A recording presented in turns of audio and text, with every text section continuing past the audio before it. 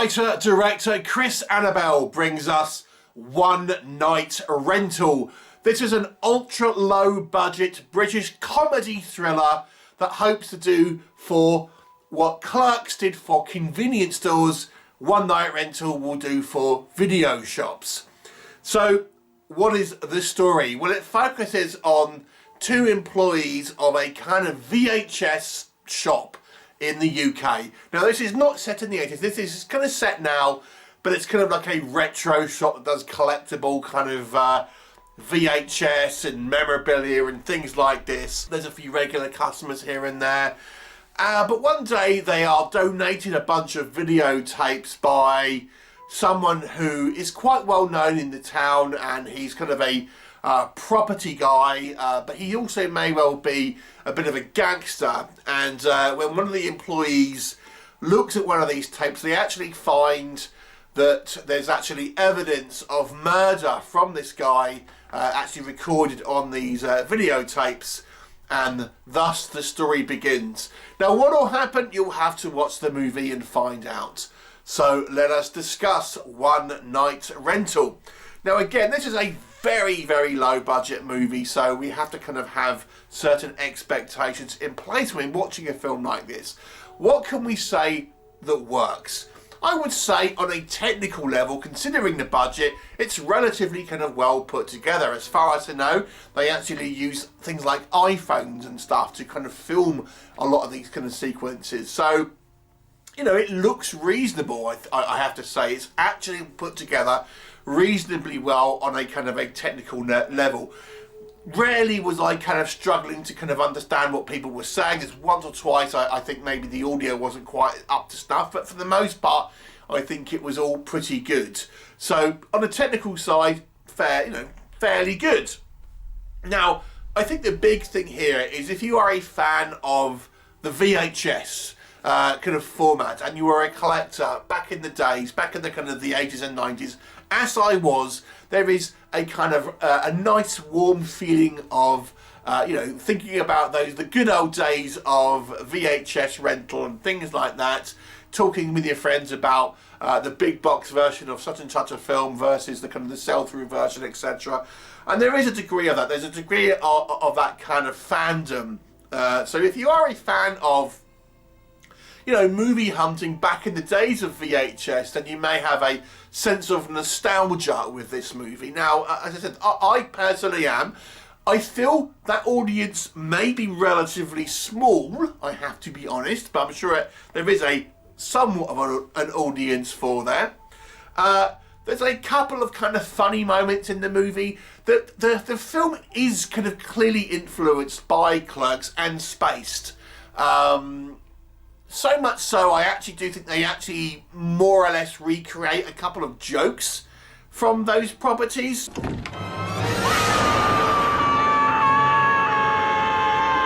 We finished cleaning the cupboards, Mrs. Klein.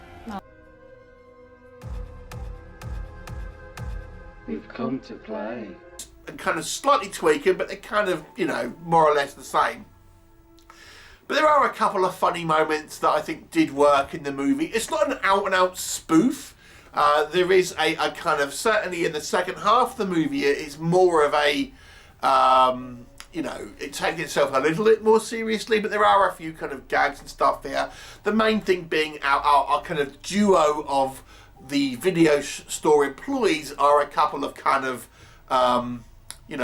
waifs and strays, shall we say, that are kind of quite amusing. They're having those little kind of conversations with one another about kind of the world of movies and VHS and film collecting and everything like that, that I think will be kind of quite fun to listen to for those of us who kind of enjoy that element of stuff.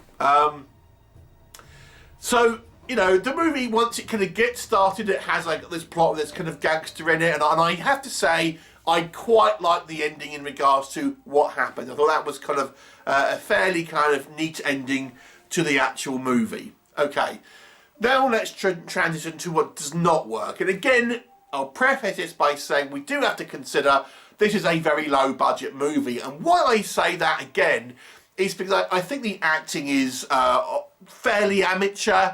Dani Thompson is the only kind of recognisable face for me. She's been in a bunch of kind of, you know, low budget kind of genre movies that I've seen plenty of times. I know there is a YouTuber involved in this movie as well. Not someone I'm familiar with, but you know, the acting isn't terrible considering we're probably not looking at, for the most part at least, professional actors. But you know, I have to say there are some kind of like a couple of times you'll see people glance at the camera, for example, and like a couple of line deliveries weren't particularly kind of, you know, convincing, and there's a little bit of overacting, which I find tends to be the case maybe with less experienced actors. People kind of overcorrect to a certain degree. I'm a bit forgiving with that, considering the low budget nature of this movie. I think that's probably somewhat acceptable. Hell, we watch a lot of B movies on this channels, and let's be honest with the acting on those B movies, generally speaking, isn't all that fantastic all of the time. So there you go. Now, the one thing I would say, which I feel maybe is this movie's kind of main critique for me at least, is I just don't think it's particularly interesting. The kind of nostalgia stuff is kind of fun, but I gotta say, I didn't think they went deep enough in it. I was kind of expecting them to kind of almost do like fun recreations of scenes using their movie knowledge to kind of like outsmart bad guys and things like this, and kind of like homages, and there's a little bit of it, but not as much as I thought it would kind of be, if that makes sense. So it's a relatively surface level part of the movie, if we're being honest. The film I just don't think was that interesting, and then ultimately it was even a little bit dull, I would say. But let me just qualify that a little more. So we really don't get the cut into the actual meat of the story, the kind of these murders and stuff that are viewed on these videotapes until about 30 minutes into the movie. So that's half an hour of kind of preamble ultimately, and I know you have to kind of establish the characters and things, but I didn't really feel like we established the characters. Now, if we take this film and we compare it to, I think, a series which is very much trying to ape, like Spaced.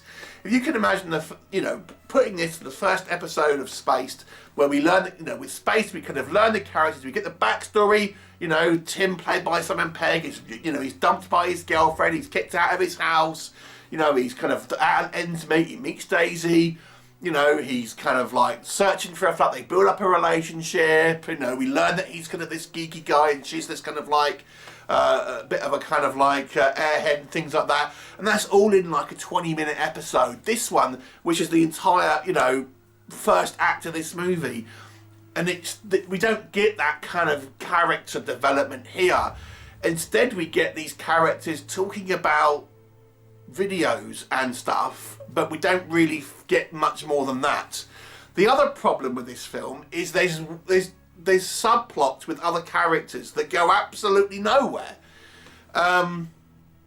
So the film would have been suited better, I feel. It's either a short or possibly like webisodes that were a little more self-contained.